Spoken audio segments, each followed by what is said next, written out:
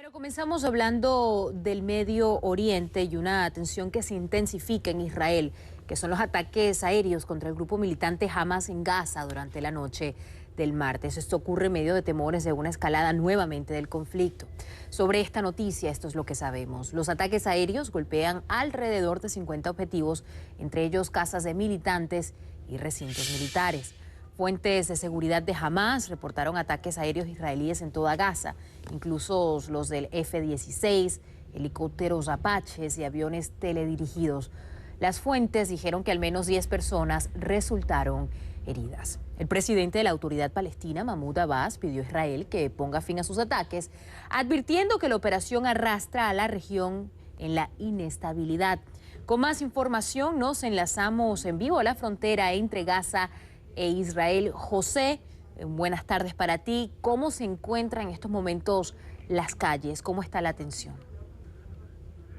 Hola Alejandra, buenos días. Efectivamente la tensión es máxima. Estamos escuchando totalmente bombardeos en ambas direcciones. Continúan en las pasadas horas. En muchos momentos con especial intensidad siguen los ataques con decenas de cohetes, de proyectiles desde Gaza lanzados por milicias palestinas. Anoche era principalmente del movimiento Hamas, durante las pasadas horas sobre todo de la organización Yihad Islámica, y estos alcanzan objetivos dentro de Israel, localidades que están incluso a 30, 40 kilómetros de la frontera. En el movimiento Hamas, en la Yihad Islámica, aseguran tener sorpresas y dicen que van a ampliar el radio de ataques. Hay quienes temen que también ciudades como Tel Aviv o inclusive Jerusalén también puedan verse envueltas en este conflicto actual. De su parte también las fuerzas aéreas israelíes, aviones, helicópteros, aviones no tripulados, aviones F-16, también desde el mar con naves de guerra están bombardeando distintos objetivos relacionados, dicen, con el movimiento Hamas, también con la Yihad Islámica en el interior de Gaza. Se habla en la pasada madrugada de más de medio centenar de ataques.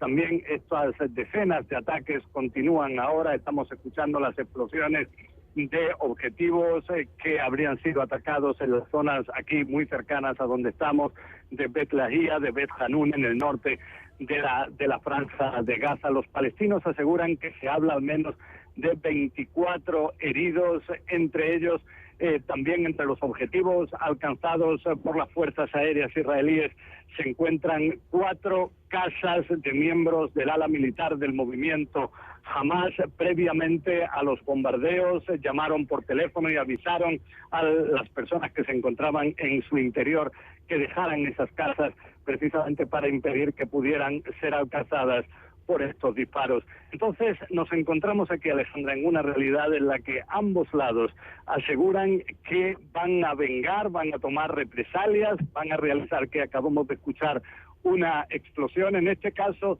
se trata de han interceptado las fuerzas israelíes con este sistema cúpula de hierro un misil que llegaba desde el interior de Gaza, y entonces esto ha sido un factor muy importante en las pasadas horas, que ha impedido que aquellos cohetes que se lanzan desde Gaza contra el interior de Israel, aquellos que van a llegar a zonas especialmente pobladas, entonces Israel activa este sistema cúpula de hierro, que son misiles antimisiles, y logran interceptar estos proyectiles en medio del vuelo. Vemos aquí que están helicópteros sobrevolando la zona en la que nos encontramos, y en cualquier caso se trata de una tensión máxima. Alejandra. José, parte de la razón por la que se intensificó la tensión en Israel fue la muerte de un joven palestino. Estaba leyendo en la prensa que ya se conoce más información del resultado de la autopsia de este joven. ¿Qué se conoce? ¿Qué información hay del reporte? Lo que se sabe es que este joven aparentemente murió quemado vivo, así lo afirma el forense palestino. De su parte, las autoridades israelíes han llevado a una rápida investigación en la cual detuvieron ya a 6 presuntos responsables de esa muerte. 3 de ellos reconocieron haber realizado algo así, y habría sido en venganza por también el asesinato cruel de su parte de 3 adolescentes israelíes. Y entonces vemos que ese tema también ha aumentado la tensión entre israelíes y palestinos en días pasados, y ahora lo que intentan los liderazgos, tanto en el lado israelí como en el lado palestino, al menos el liderazgo del gobierno autónomo en Ramallah de Mahmoud Abbas, es tranquilizar los ánimos.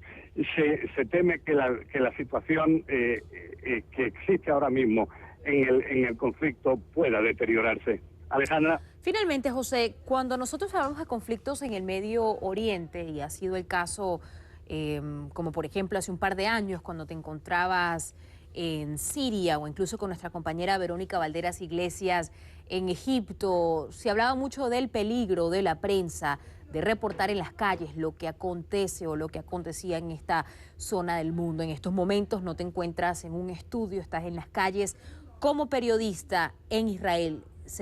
¿Cómo se encuentra la seguridad para el periodista, para la persona que reporta estos índices de violencia en el país? La cuestión es que los periodistas tenemos que estar donde ocurren los hechos, y entonces para poder estar tenemos que llegar a ellos. Muchas veces cuando uno está en un lugar determinado es relativamente más seguro. Ahora mismo yo estoy, por ejemplo, aquí al lado de una pared de hormigón armado, y entonces espero que eso me protegiera en caso de que cayera en la zona donde estoy ahora mismo un proyectil.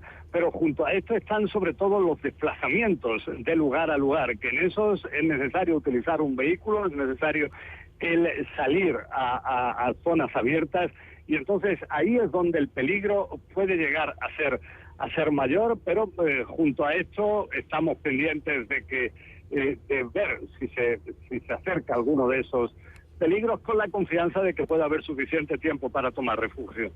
Alejandra. La semana pasada, cuando estuviste con nosotros en vivo en las calles de Jerusalén, utilizaste un chaleco antibalas. Gente nos preguntó en las redes sociales si estábamos poniendo tu vida en peligro, y por eso queríamos dejar claro que no es así y que estás a salvo. Y por favor, mantente también con cuidado, José, que se te aprecia mucho por acá, no solamente tu trabajo, sino como persona. José, que tengas un buen día. Estaremos hablando más adelante durante el transcurso de la semana. José Levi en directo desde la frontera entre Israel y Gaza.